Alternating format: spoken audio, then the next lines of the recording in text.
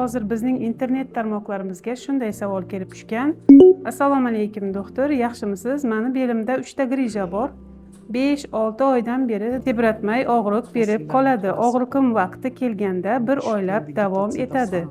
O'zim keserva yo'li bilan tuqqanman.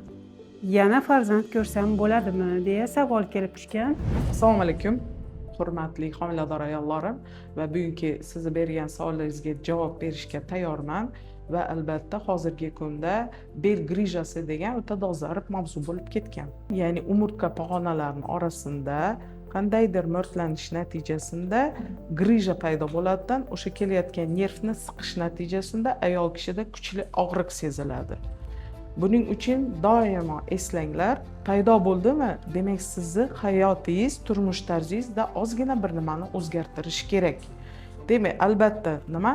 Sport bilan shug'ullanishni kiritish kerak va ba'zi holatlarda, juda og'ir holatlarda albatta bu neyroxirurglarimiz bu operatsiyalikmi yoki o'sha fizioterapiya, lechebniy fizkultura va to'g'ri turmush tarzi olib borish natijasida ham yaxshilanadi. 33 ta umurtqamiz bor va ular orasida 33 marta siz grija bo'lishingiz mumkin.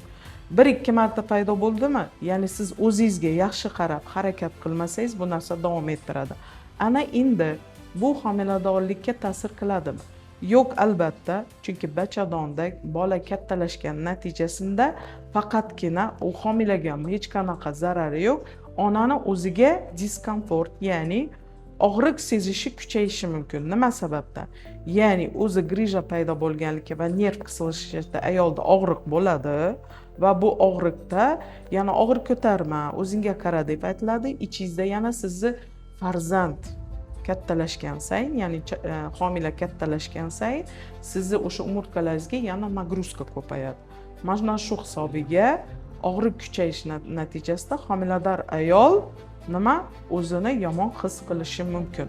Lekin homiladorlikka hech qanaqa ta'siri yo'q. Shuning uchun homilamiz yaxshi rivojlanadi. Faqatgina nima yomon, ayol kishi aktiv harakat qila olmaydi. Buning uchun maxsus mashqlar bor. Ana endi to'g'ri jarayonda bu homilador ayolimiz bo'lish niyati bo'ladigan, ya'ni grijasi bor.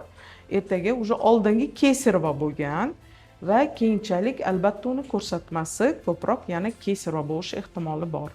Buning uchun albatta o'sha jarrohlik kesarva amaliyoti bajarganda biz kimga murojaat qilishimiz kerak? Anesteziologimizga. U anesteziyani, ya'ni og'riqsizlantirish turini mana shu holatda operatsiyadan oldin kelishgan holda konsilium bilan nima qilinadi? Hal qilinadi. Ya'ni bu ayolimizga o'sha spinalniy anesteziya qilinadimi? Bezarar yoki umumiy uxlatuvchi narkoz qilinadimi? Shuning uchun meni belimda grija bor ekan, ertaga homilaga ta'sir qiladimi deganda biz javobimiz shundaki, homilaga hech qanaqa zarari yo'q, faqat ayolning o'zida og'riqlar kuchayishi, yurishiga xalaqit va albatta o'sha og'riqlar tufayli kechqurun uxlamaslikka olib kelishi mumkin. Buning uchun albatta ikkita mutaxassis, bu neyroxirurg va akusher-ginekologga murojaat qilamiz va ularning tavsiyalari bilan homiladorlikni davom ettiramiz. Hammaga rahmat.